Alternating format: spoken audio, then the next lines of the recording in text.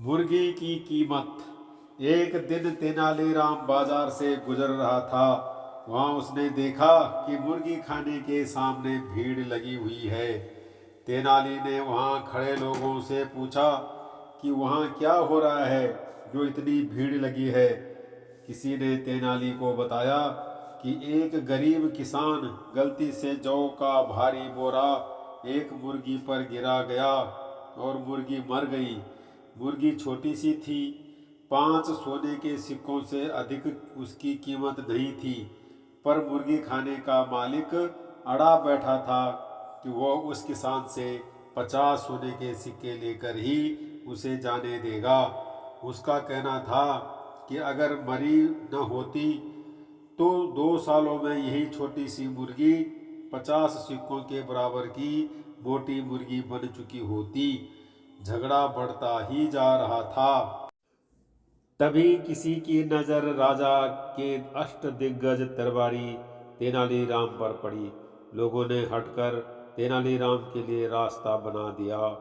मुर्गी के मालिक ने तेनाली के आगे सिर झुकाया और अपनी दलील पेश करते हुए कहा, हुजूर, इस आदमी ने बेध्यानी में मेरी ऐसी मुर्गी को मार डाला जो 2 सालों में इतनी मोटी ताजी हो जाती कि मैं उसे 50 सोने के सिक्कों में बेच सकता था। तेनालीराम ने किसान की ओर देखा, पर उसकी तो डर के मारे घिघी बंधी हुई थी। तुम इस मुर्गी वाले को 50 सोने के सिक्के दे दो, क्योंकि तुमने इसकी मुर्गी मारी है, जिसकी कीमत यह 50 सिक्के बताता है। तेनाली ने किसान से कहा। भीड़ में खड़े लोगों के आश्चर्य का ठिकाना नहीं था। उन्हें लगा था कि तेनालीराम न्याय उचित बात करेगा, पर यह तो सरासर अन्याय था। मुर्गी के मालिक की बाँछें खिल गई। हुजूर, लोग ठीक कहते हैं कि आपका न्याय हमेशा सही होता है। मैं उनकी बात से पूर्णतया सहमत हूँ। हाँ भाई, न्याय तो सही ही होता है। तेनालीराम मुस्कुराते हुए बोला। अच्छा, यह बताओ कि साल भर में तुम्हारी मुर्गी कितना दाना खा जाती है? हुजूर, करीब आधी बोरी तो खा ही जाती। मुर्गी का मालिक बोला।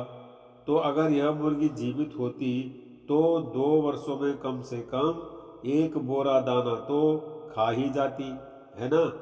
तेनाली ने पूछा। मुर्गी के मालिक ने सहमति में सर हिला दिया।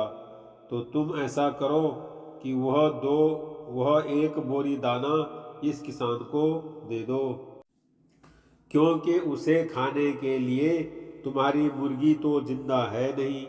तेनाली ने मुर्गी के मालिक से कहा। अब तो उसकी सिट्टी पिट्टी गुम हो गई। दाने की 1 बोरी की कीमत 50 सिक्कों से भी ज्यादा थी। इधर तेनालीराम के इस न्याय से किसान के चेहरे पर मुस्कान आ गई। भीड़ में खड़े लोग भी खुशी से चिल्लाने लगे। मुर्गी खाने का मालिक बुरी तरह झेप गया। उसने उस मुर्गी के एवज में किसान से एक भी पैसा लेने से इनकार कर दिया और झट से अपनी दुकान में घुस गया।